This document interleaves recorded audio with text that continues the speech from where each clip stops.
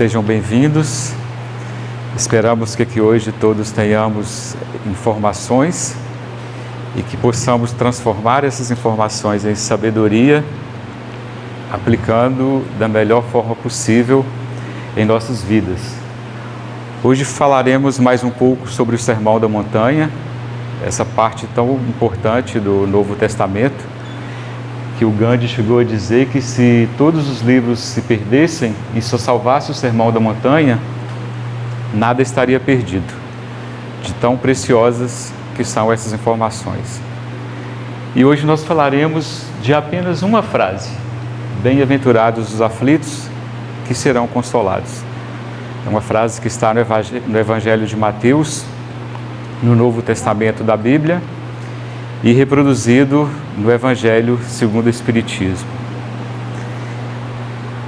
E é super importante falarmos dessa parte específica, porque eu imagino que todos vocês, assim como eu, já passaram ou podem até estar passando por momentos de aflições. Quem nunca se afligiu? Quem nunca se sentiu angustiado diante de determinada circunstância da vida, que às vezes temos dificuldades em administrar essas situações? Talvez hoje, só olhar para o lado, a gente já percebe motivos para nos sentirmos aflitos. Talvez questões mais gerais, as consequências do aquecimento global, consequências de guerras, nas nossas questões pessoais, questões de saúde da nossa família, de um ente querido, questões financeiras. Motivos são o que não faltam para essas aflições, mas como que nós reagimos diante delas? Quem nunca passou por um verdadeiro teste de estresse? Interessante que na medicina, mais especificamente na cardiologia, os cardiologistas costumam fazer um teste, quando nós vamos fazer uma consulta com eles, um teste ergométrico, para ver como que nosso organismo como ele responde à medida que ele vai sendo mais exigido, que o organismo o nosso corpo vai sendo mais exigido no sentido de que ele precisa produzir mais forças. E a cada minuto que passa, normalmente vai se aumentando o peso, normalmente em uma bicicleta, vai aumentando o peso para ver como o organismo reage. Mas e no nosso emocional? É mais difícil fazer esse teste, né? É bem mais complexo fazer um teste de estresse emocional. Na verdade, nós aprendemos mais com as situações reais da vida. A cada dia ali sendo testados e tendo que suportar na medida do possível de cada um. O irmão Leocádio José Correia, que é o espírito que dá nome a essa casa e é um dos espíritos que nos orienta, ele nos diz neste livro chamado Como o Homem Pode Enfrentar uma Crise, que em alguns atendimentos que ele faz, ou com certa frequência inclusive, que muitas pessoas chegam angustiadas, desiludidas da vida, inquietas, inseguras, infelizes mesmo, e que talvez seja até uma característica muito frequente no homem moderno. Mas quando ele perguntava o que essas pessoas tinham a oferecer em substituição ao sistema social que estamos vivendo hoje, que praticamente 100% dizia: eu não pensei ainda sobre o que pode ser feito para substituir. E ele demonstra preocupação com essas respostas e diz que é até perigoso, porque isso demonstra que estamos vivendo uma crise de pensamento, que a humanidade atualmente está vivendo uma crise de pensamento. E sem fazermos pensamentos, sem fazermos reflexão crítica sobre tudo o que está acontecendo, teremos mais dificuldade em compreendermos nossas aflições. E como a doutrina dos Espíritos é ciência, filosofia e religião, são esses três pilares que sustentam a doutrina dos Espíritos, nós temos sempre trago elementos da ciência e da filosofia para ajudar a nos entender ou a entender as mensagens espíritas e principalmente nos ajudar a fazer esse autoconhecimento. Então, hoje, paralelo à doutrina dos Espíritos, eu vou trazer algumas mensagens de um imperador romano chamado Marco Aurélio. Ele foi imperador durante 19 anos, no século II depois de Cristo. E o Marco Aurélio, ele é um dos maiores representantes de uma doutrina filosófica chamada estoicismo.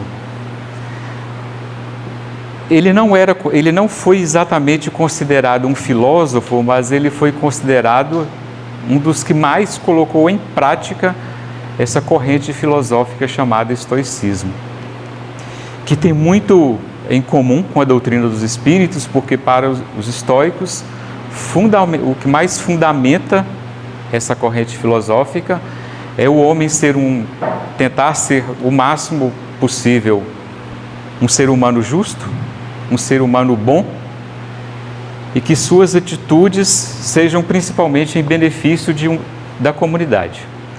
Embora para muitos, no caso de Marco Aurélio, essa comunidade era restrita a um estado, mas aproxima-se muito quando a gente pensa na mensagem dos Espíritos e principalmente nas mensagens de Jesus Cristo, que diz amai ao próximo como a si mesmo, e principalmente trabalhando a ideia de fraternidade. Então falaremos bastante sobre Marco Aurélio aqui hoje, tentando nos ajudar a compreender um pouco essas mensagens. Mateus diz: bem-aventurados os que choram, pois que serão consolados. Normalmente choramos porque estamos aflitos. Estamos aflitos porque passamos por várias situações. Estar em aflição é estar angustiado, preocupado, torturado, sentindo-se torturado, ansiosos e agoniados com determinadas situações. Mas vamos pensar por um outro ângulo também, que essa palavra sofrer, além de estar nos sentidos de sentir dores físicas e morais, ela também tem o significado de experimentar e de suportar determinadas situações. Quando a gente pensa em sofrer, alguém da minha família sofreu um acidente de automóvel nesta semana. Alguém da minha família passou pela experiência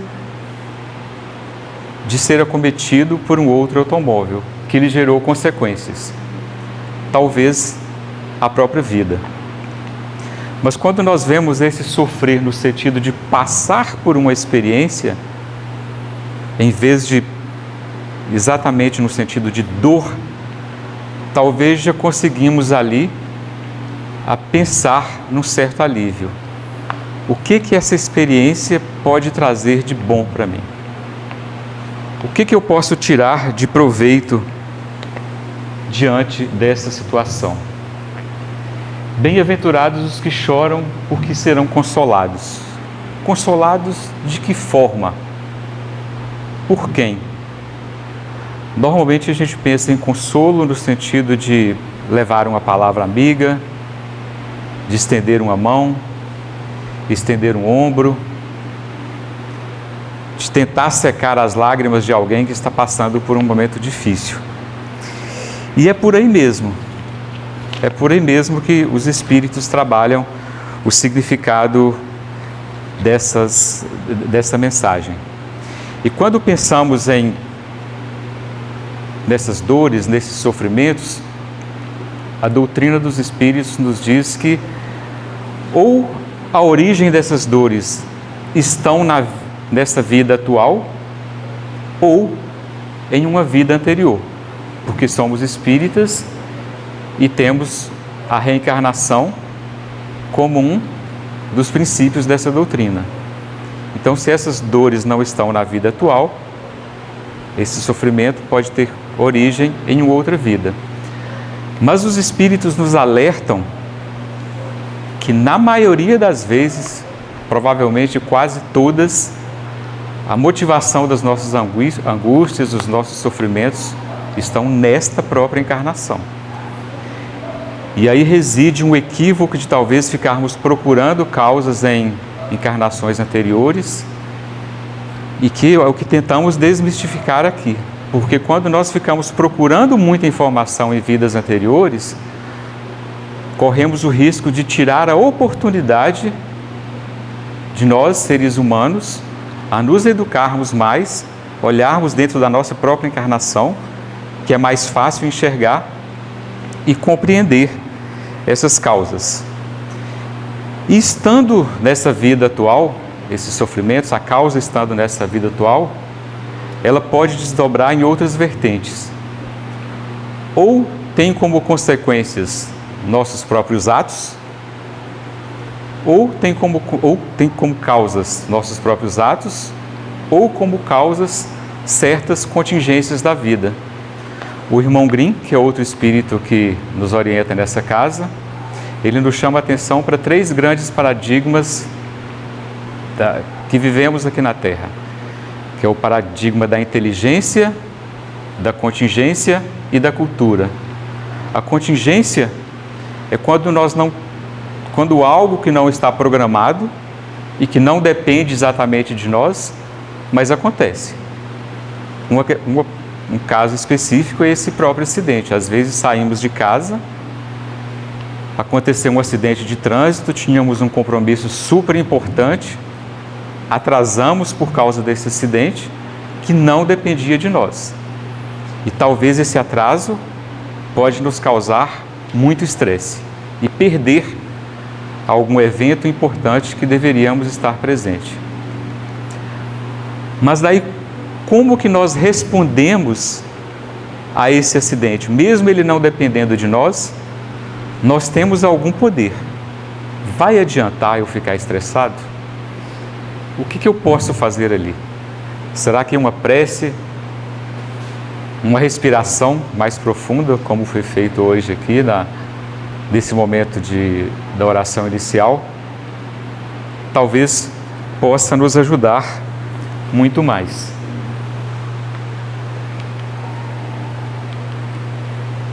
E dentro desse capítulo que é a doutrina dos Espíritos, no Evangelho segundo o Espiritismo, trata dessa mensagem de Mateus, bem-aventurados os aflitos, os Espíritos nos trazem 12 instruções, aproximadamente 12 instruções ou orientações.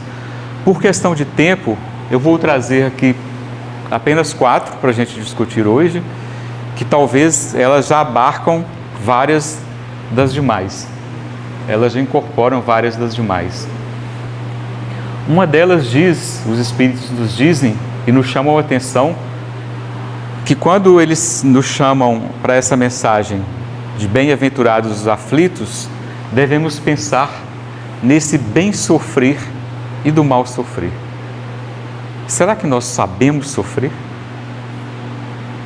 Será que nós somos educados para passar por esses momentos críticos, para essas situações desafiadoras que os estoicos falam tanto, os filósofos estoicos falam tanto delas? E o que seria esse bem sofrer? Talvez com frequência não saibamos sofrer.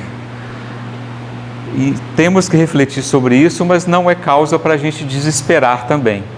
Certa vez o Chico Xavier nos disse que ele estava em um voo, esse voo pegou uma turbulência muito forte, e ele entrou em desespero e começou a gritar no avião: eu não quero morrer, eu estou com medo, eu não quero morrer.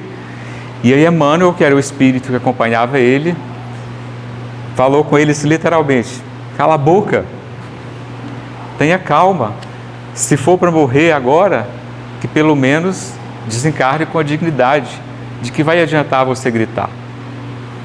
Então, se Chico Xavier passou por esse momento de pânico, imaginemos nós. E os Espíritos nos dizem em bem-aventurados os aflitos, o reino dos céus lhes pertence, Cristo não se referia de modo geral aos que sofrem, visto que todos que se encontram na terra, quer ocupem tronos, quer jazam sobre a palha, sofrem. Mas poucos sofrem bem. Poucos compreendem que somente as provas bem suportadas podem conduzi-los a Deus.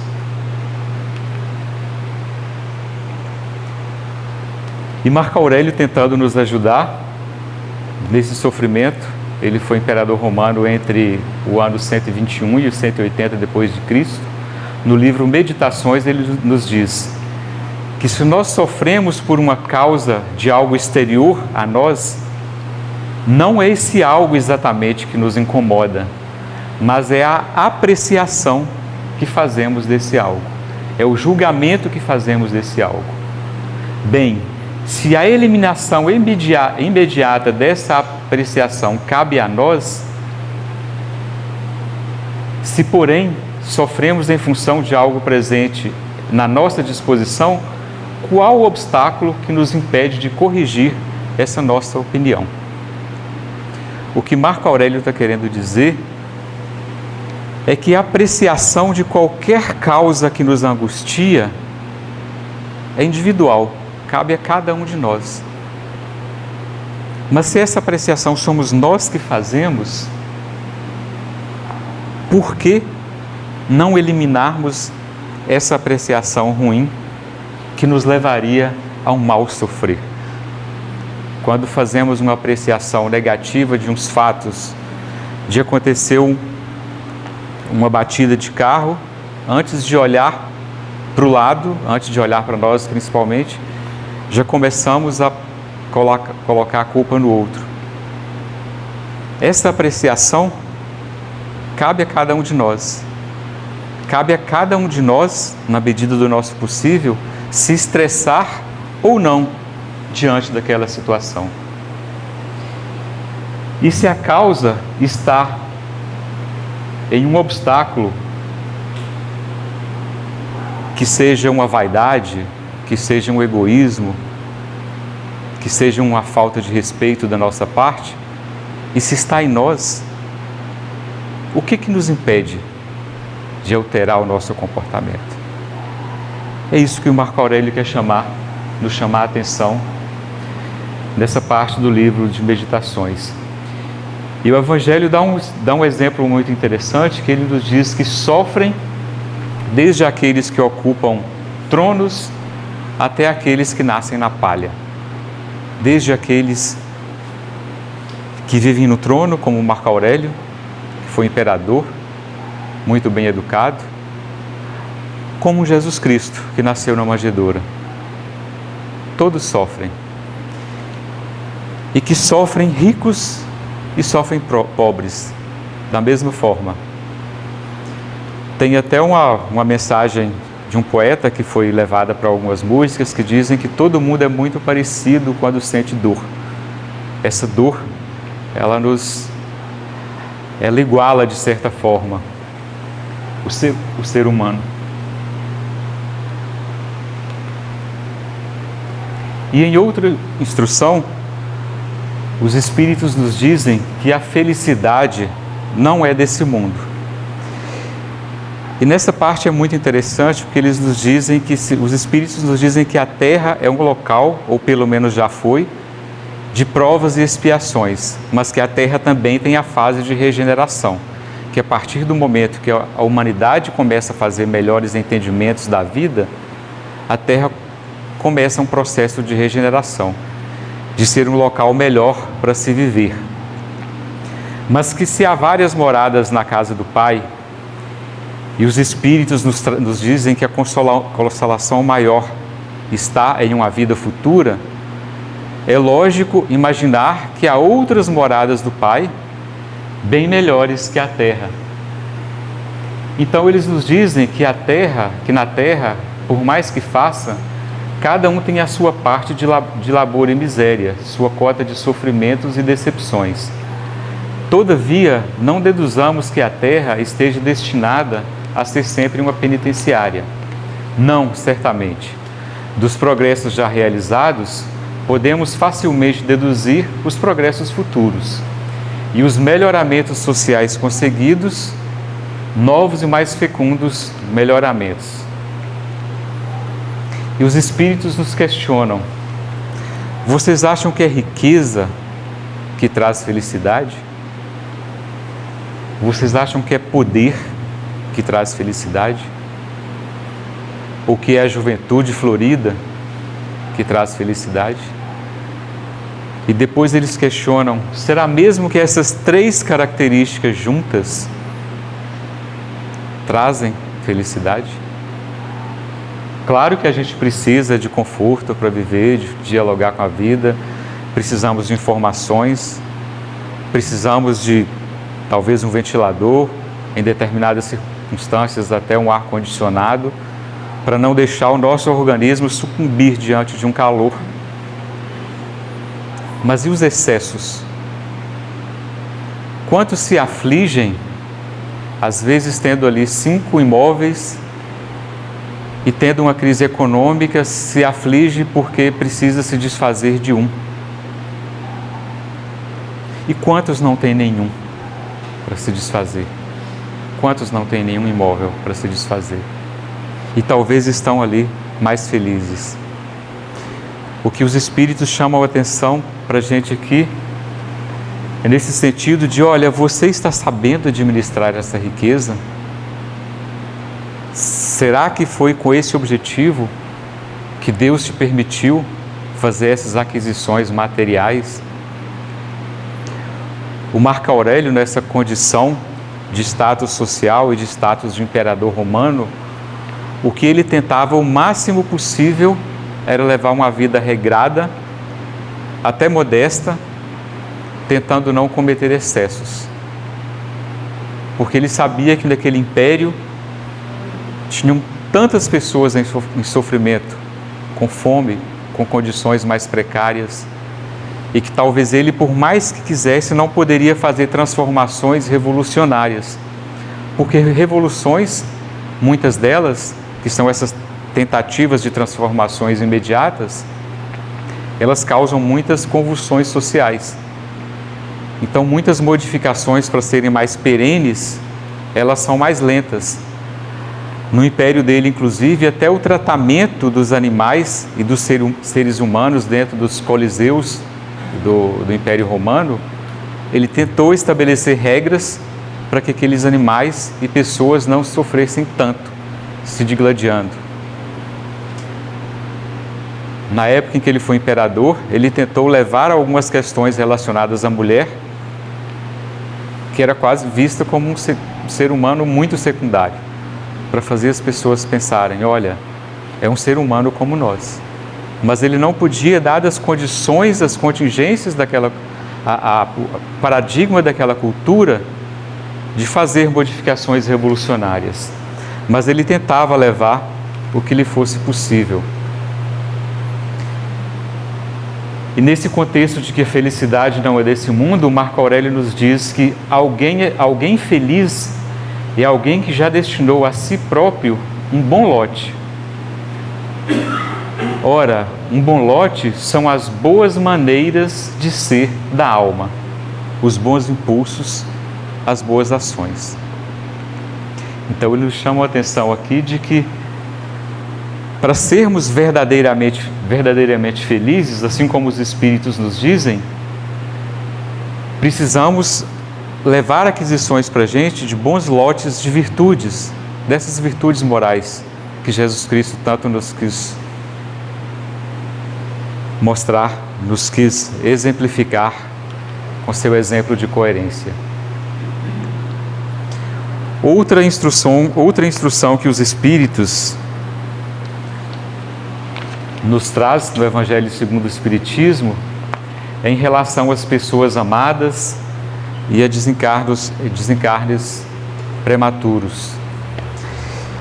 É interessante que certa vez ouvimos aqui nas nossas discussões, nas quintas-feiras, nos nossos encontros mediúnicos, uma pessoa relatou que ouviu de uma senhora de aproximadamente 90 anos, que eles estavam conversando e alguém disse: nossa, fulano tão jovem, perto dos 30, 40 anos talvez, desencarnou tão jovem.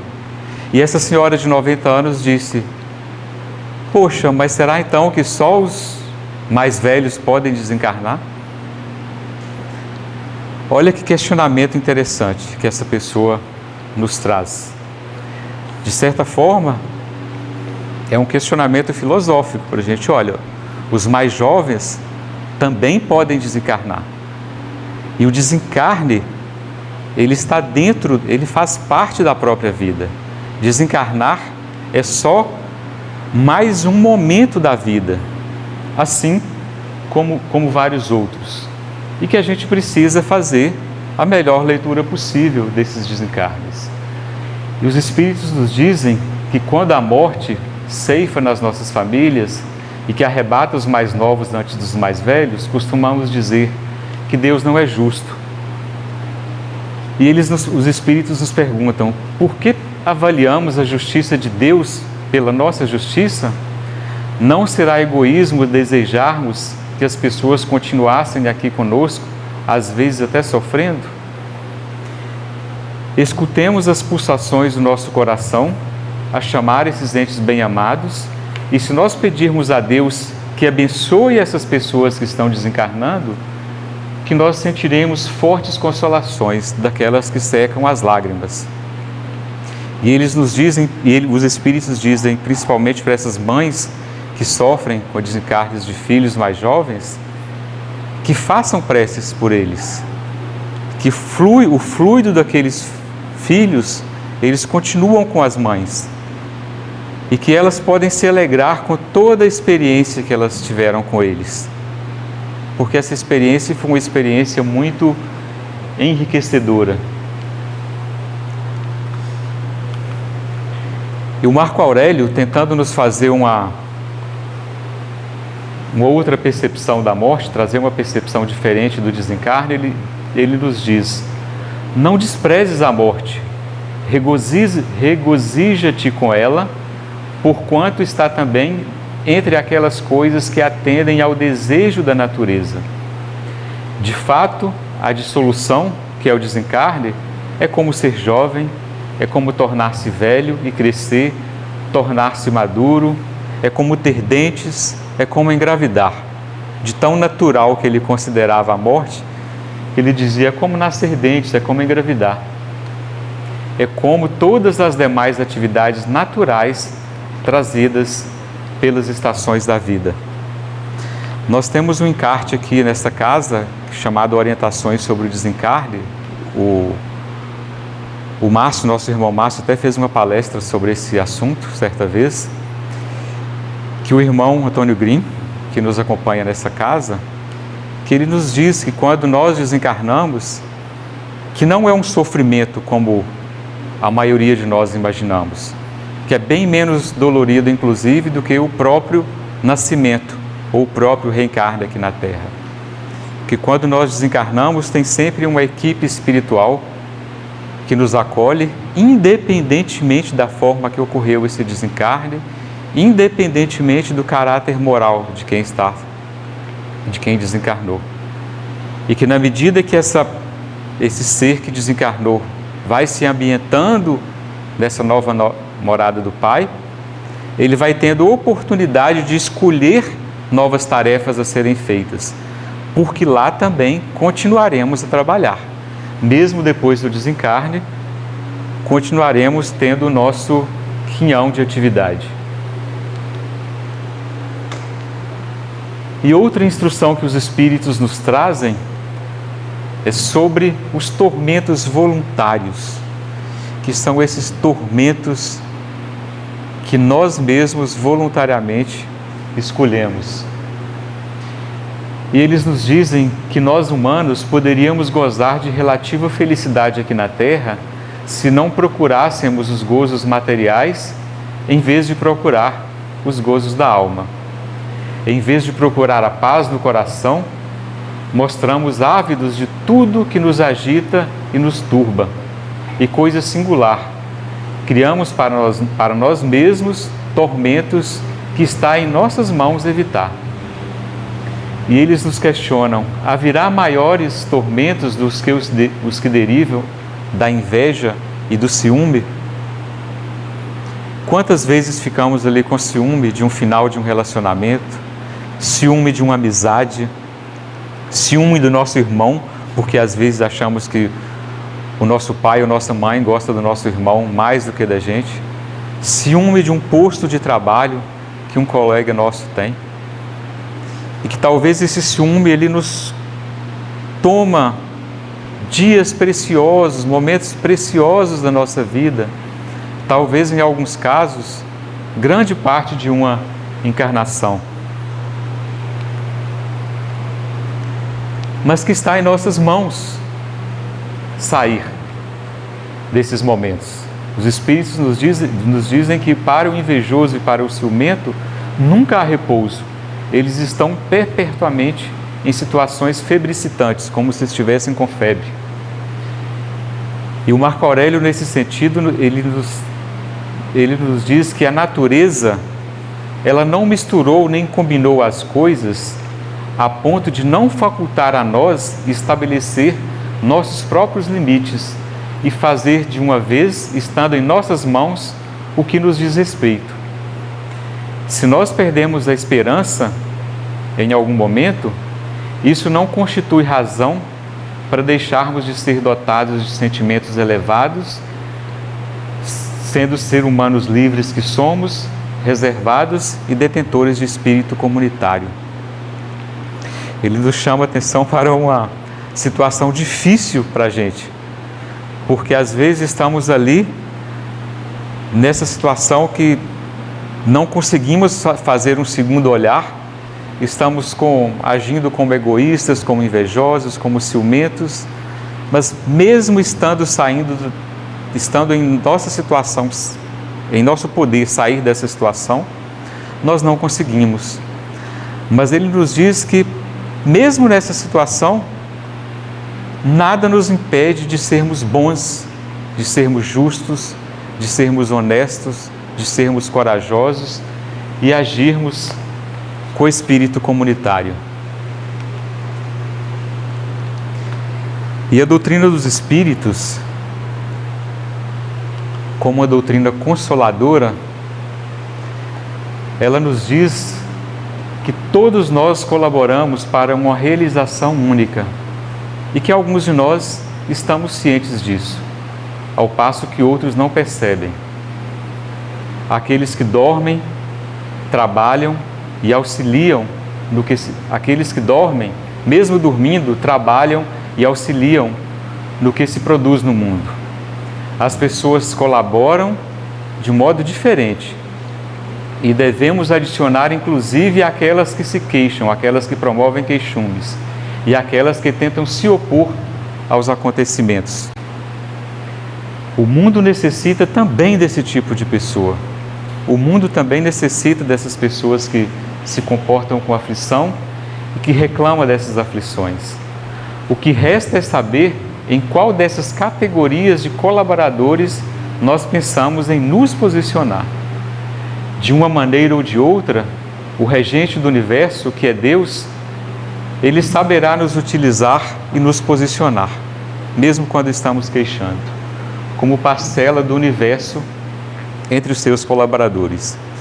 Essa mensagem é uma mensagem do imperador Marco Aurélio, totalmente corroborada pelo que a gente percebe e estuda na doutrina dos espíritos. E Marco Aurélio nos diz: e quem disse que os deuses não nos amparam, inclusive naquilo que está sob nosso controle e que nós não conseguimos administrar? Comecemos por fazer preces nesse sentido e veremos o resultado. O Marco Aurélio ele fala de deuses porque ele teve uma educação muito voltada para uma educação grega. Ele não falava em Deus único na época. Nós podemos pensar aqui como, em geral, as questões morais dessa mensagem dele é corroborada pelo que os Espíritos nos dizem. pensando no Deus único, que esse Deus único, que é o nosso Pai, nosso Criador, nos ampara, inclusive nessas situações que estão sob nosso controle e que nós temos dificuldade de alterar ou modificar. Comecemos por fazer nossas preces e veremos o resultado.